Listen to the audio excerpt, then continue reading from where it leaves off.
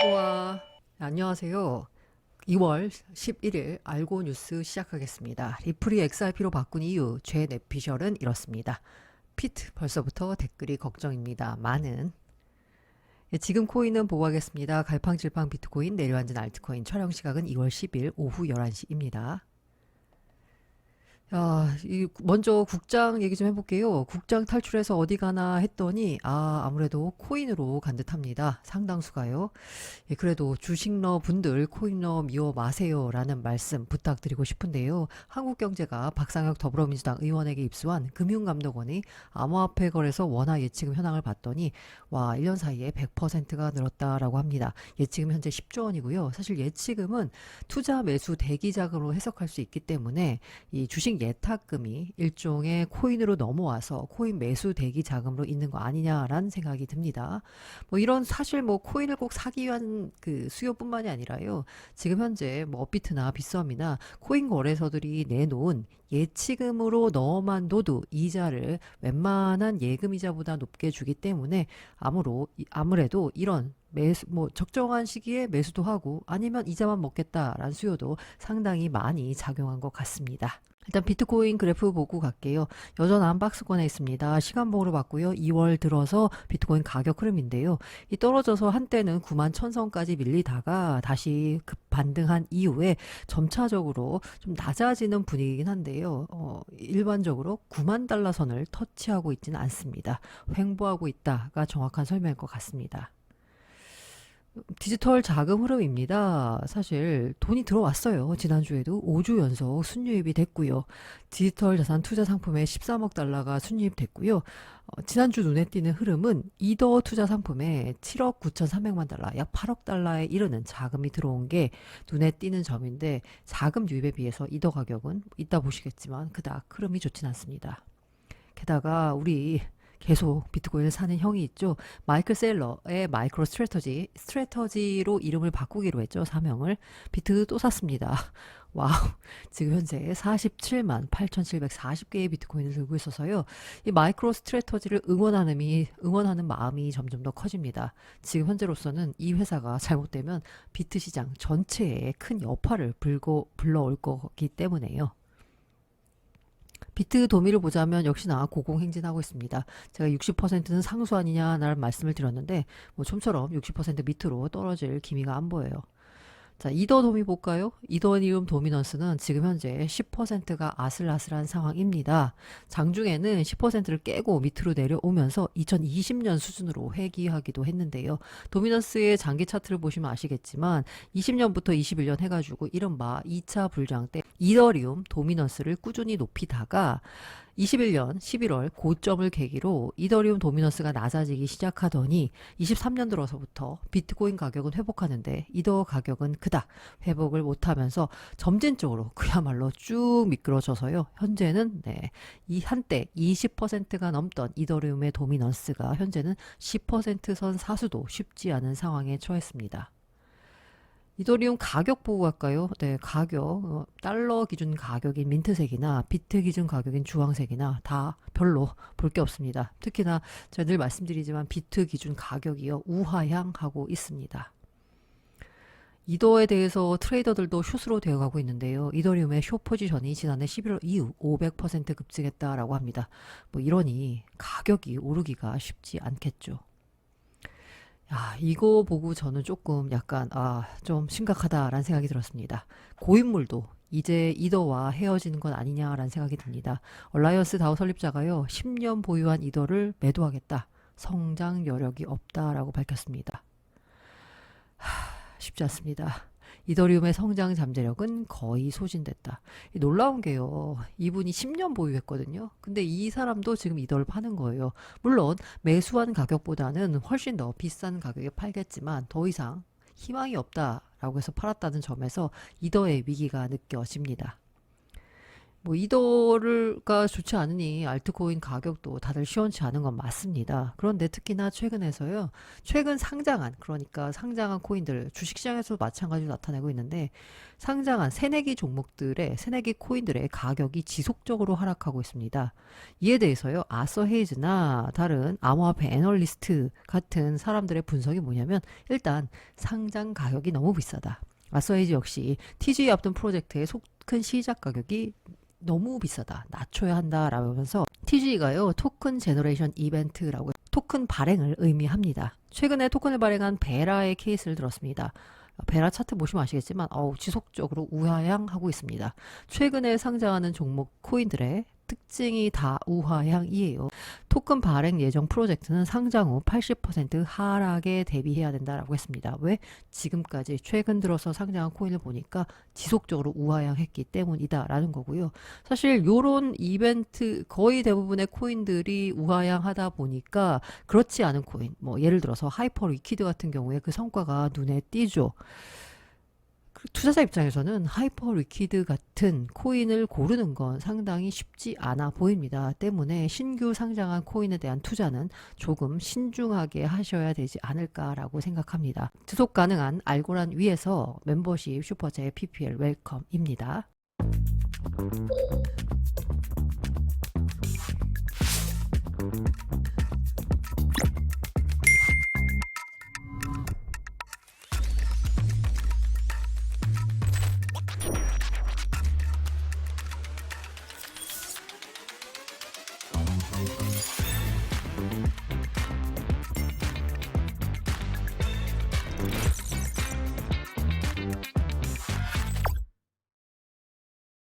소서 수업과 함께하는 헤데라 뉴스입니다. 헤데라 기반 인공위성 디핀 IoT seal SQ가 일본 최대 스마트 잠금 장치 기업 미와 락과 파트너십을 체결했다라고 합니다. 김동완 대표 표현에 따르자면 헤데라가 센스가 있는 것 같습니다.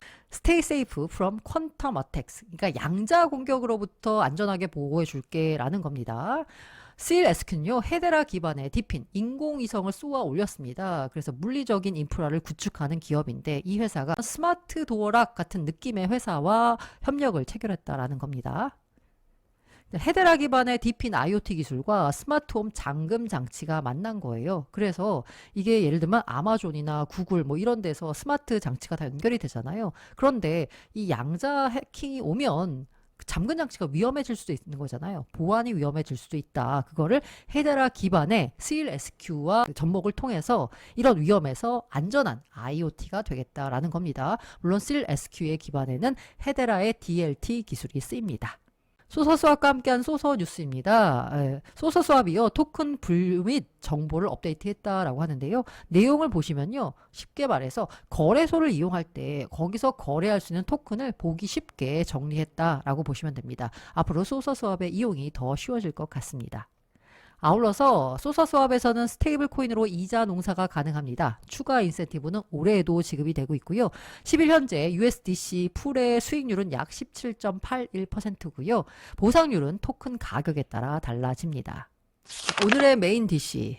네, 악플 각오하고 있습니다. 뭐 악플이 됐건 댓글이 됐건 어쨌든 엄청난 댓글을 유발할 것으로 보이는 주제입니다. 바로 리플입니다.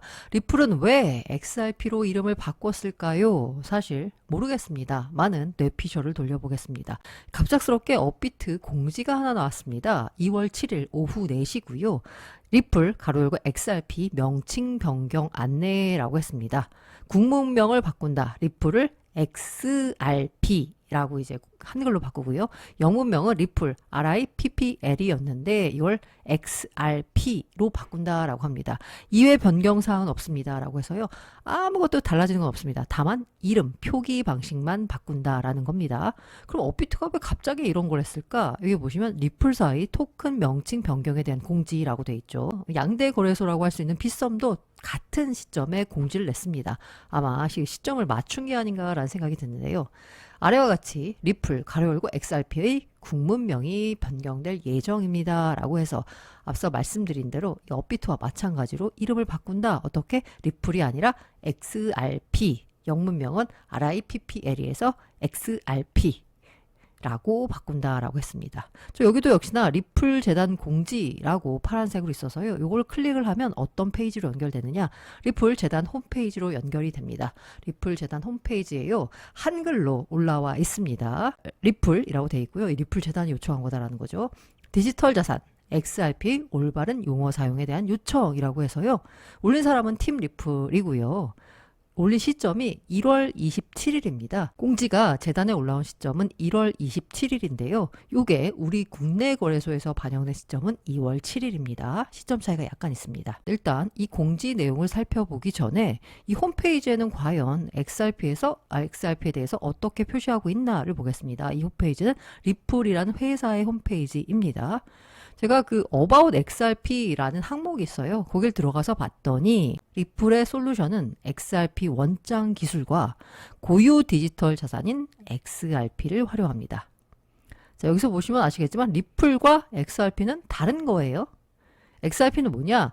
디지털 에셋입니다. 리얼 월드 유틸리티를 위한 디지털 에셋이고요. 지금까지 현재 이루어진 트랜잭션은 28억 개의 트랜잭션이 이루어졌고요. 지갑 주소는 500만 개 이상이다라고 합니다.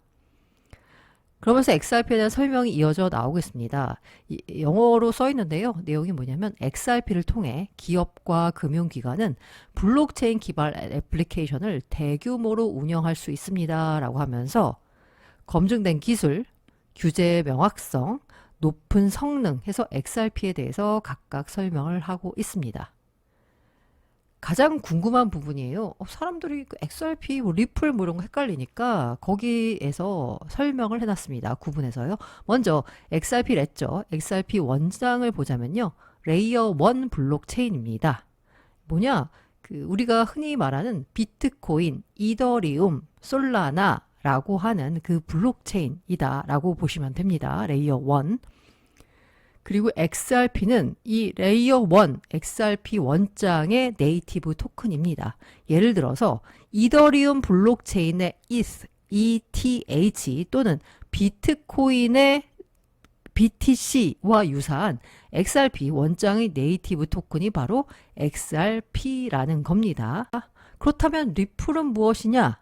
엔터프라이즈 블록체인 솔루션 기업입니다. 그래서 리플은 XRP 레저, XRP, RLUSD, 이건 리플이 발행한 스테이블 코인이죠. 및 기타 디지털 자산을 사용하는 솔루션을 제공하는 기술 회사입니다. 리플은 XRP 보유자이자 XRP 원장을 구축하고 기여하는 많은 개발자 중의 하나입니다. 리플은 XRP를 보유하고 있을 뿐이지 개발자 중 하나일 뿐이지 리플 이꼴 XRP는 아니야 라고 하고 있습니다. 리플에 대한 자세한 정보라고 해서요. 리플에 대한 설명이 나와 있습니다.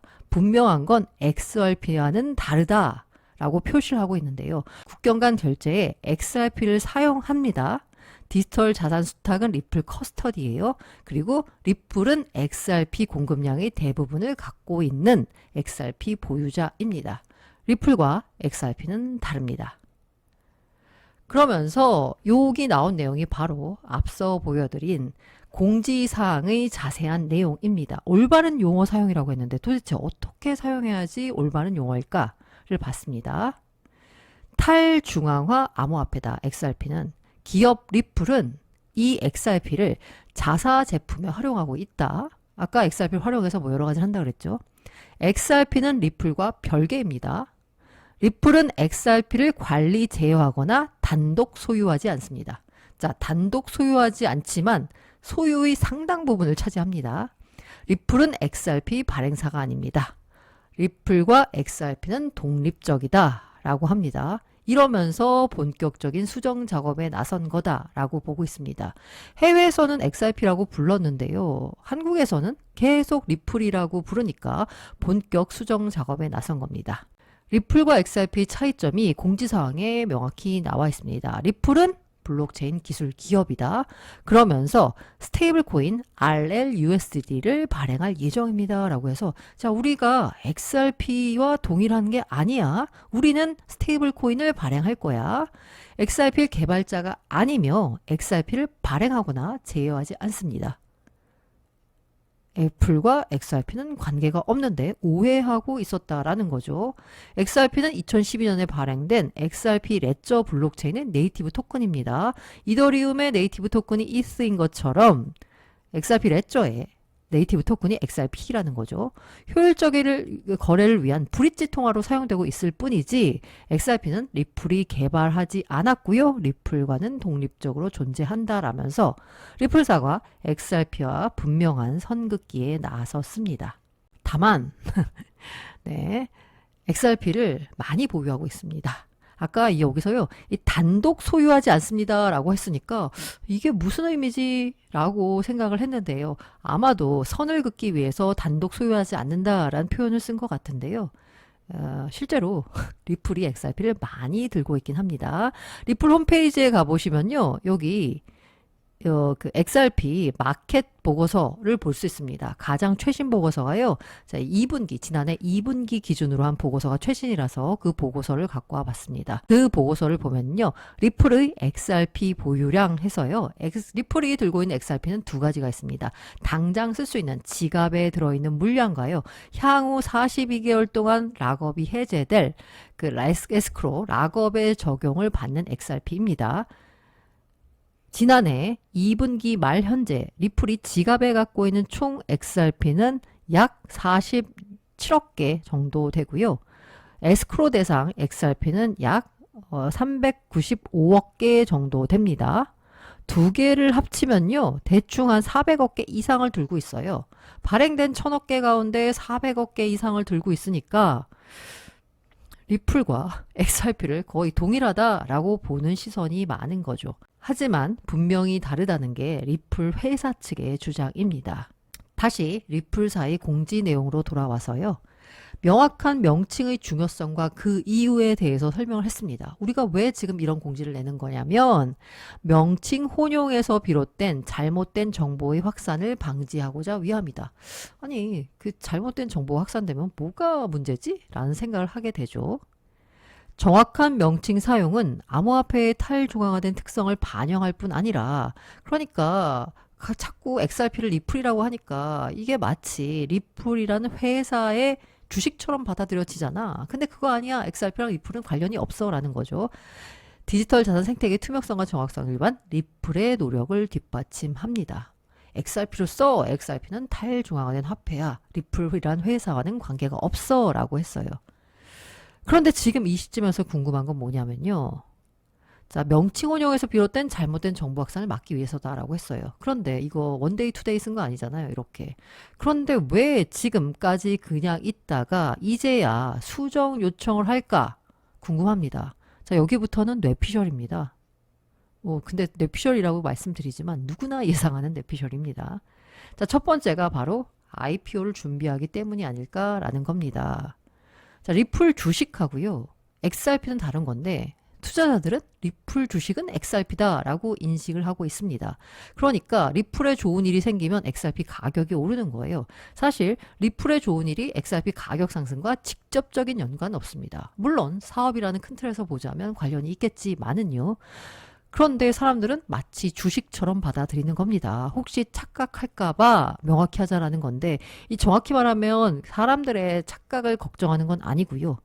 이게 혹시 IPO를 하는데 기업 공개를 하는데 걸림돌이 되지 않을까라는 생각에서 야 그럼 이참에 확실히 짚고 넘어가자 라고 한 게 아닐까 합니다. 최근 그 코인 에디션이라는 그 미디어에서요. 1월 8일 기준으로 낸 기사입니다. 존 디튼이라는 리플에 조금 약간 그 굉장히 빠삭한 변호사가 있는데요. SEC 항소 취하로 25년 또는 26년 리플 IPO 가능성 예측. 사실 지난 바이든 정권 때 리플에게 IPO 할 거예요 라고 물어보면 뭐 언젠간 하겠지만 당장 계획은 없다. IPO가 우리에게 당장 중요한 과제는 아니다 라는 식으로 미뤘어요. 왜냐? 바이든 정부 시절에는 별 리가 없거든요. SEC와 소송도 하고 있는데 SEC가 상장을 심사하거든요. SEC가 해주겠습니까? 안 해주죠. 아예 포기하고 있었는데 이제 SEC의 수장도 바뀌고 크립토에 대한 정책 자체가 달라지니까 리플이라는 회사가 사업하기가 편해졌죠. 그러니까 사업 확장을 하려면 자금이 있어야 되겠고 자금 확보를 위해선 IPO를 해야 됩니다. 그 IPO를 하는데 기존에 약간 많이 들고 있는 발행하지 않았다라고 하니까 많이 들고 있는 XRP가 혹시나 발목을 잡을 수도 있다라는 판단을 했기 때문에 둘을 구분짓기 위해서 이런 공지를 낸 게 아닌가 합니다. 물론 앞서서도 리플사는 계속 XRP와 리플은 다르다라고 표현했지만 유독 한국에서는 특히나 XRP를 리플로 부르는 일이 많았거든요. 이를 위해서 한글로 공지를 낸 게 아닌가라는 생각이 듭니다. 두 번째가요. 혹시 그 XRP 버리고 RLUSD로 가는 거 아니야? 라고 하는데 이 RLUSD는 리플 USD입니다. 리플이라는 회사가 발행하는 스테이블 코인입니다. 리플이라는 회사가 강조하는 거 우리의 스테이블 코인은 트랜스페런트, 투명하고 트러스티드, 믿을 수 있다라는 겁니다. 실제로 이 뉴욕 금융 당국에 인가를 받아서 낸 스테이블 코인이 바로 RLUSD입니다. 그런데요, 이 XRP가 브릿지 통화라고 쓴다라고 했는데, 브릿지 통화의 문제는 뭐냐? 가격이 변하죠. 그거에 대해서 조금 불편해하는 분들이 많아요. 그래서 리플 회사가 RLUSD를 발행을 한 건데요. 이 RLUSD를 보자면요. 앞서 보여드린 홈페이지 화면에요. 솔루션 있고요. 커스터머 있고, 리소시즈가 있고, 컴퍼니가 있어요. 이 가운데 RLUSD는 리플이란 회사의 솔루션 항목에 있습니다.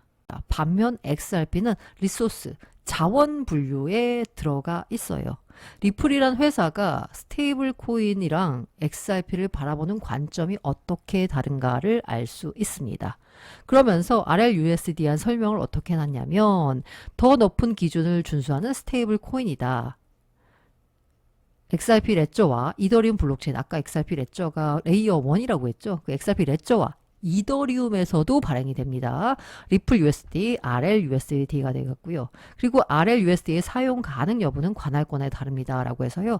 자신들은 규제를 지키기 때문에 뭔가 인가를 받은 관할권, 예를 들면 뉴욕에서는 합법적으로 영업할 수 있지만 인가를 못 받은 다른 지역에서는 RLUSD를 못 쓸 수도 있다라고 여기 분명히 명시해 놓은 거예요.